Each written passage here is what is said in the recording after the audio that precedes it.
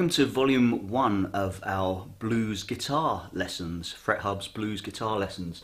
Now, I'll say before we start, I'm playing this rather fetching Gibson Firebird here. It's not a guitar that's really synonymous with the blues, however, Howlin' Wolf used one and Johnny Winter uses one. The reason I'm using this is I was actually going to play that intro solo with a Strat, broke a string just before a take.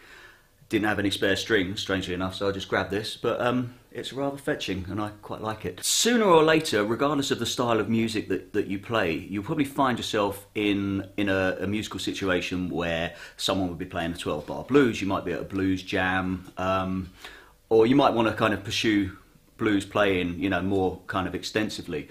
And what we're going to aim to do is give you enough kind of tools and licks to be able to do that authentically, and we're going to concentrate on the rhythm playing as well. I'm also going to teach you the solo that I played at the start. The backing track we're using is a blues shuffle. It's kind of an up-tempo shuffle in G, and it's kind of reminiscent of Chicago blues. It's just the kind of groove that B.B. King, Freddie King would use.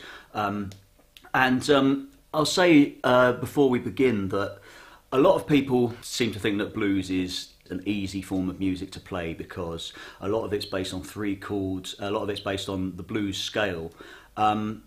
However, there's a lot more to it than that in terms of phrasing, and I think a lot of players, including myself when I was starting out, I'd get frustrated that, you know, I'd know the chords, I'd know the ingredients that actually fit into blues music, but I wouldn't actually know how to play authentically. And I think in order to be able to play blues, you need to be able to hear it, and in order to do that you need to just listen to a lot of it. So thankfully in this day and age you've got YouTube, you've got Spotify, or Spotify as I call it, and there are, you know, it's a huge there's a huge history in blues. You know, you can trace it right back to Mississippi Delta blues through, you know, Chicago blues. You know, you might be into more modern blues. Stevie Ray Vaughan is a big influence of mine.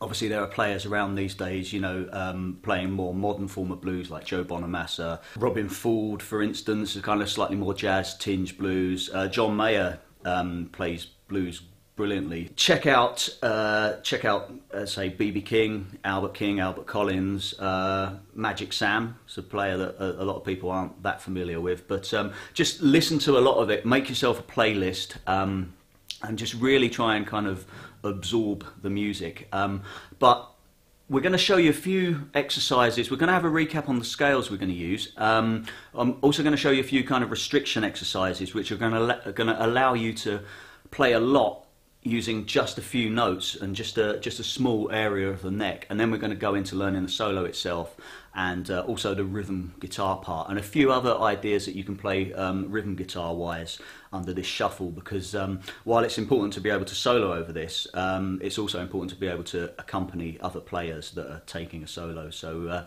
without further ado, let's get tuned up, and we'll get started with a recap of the scales first of all.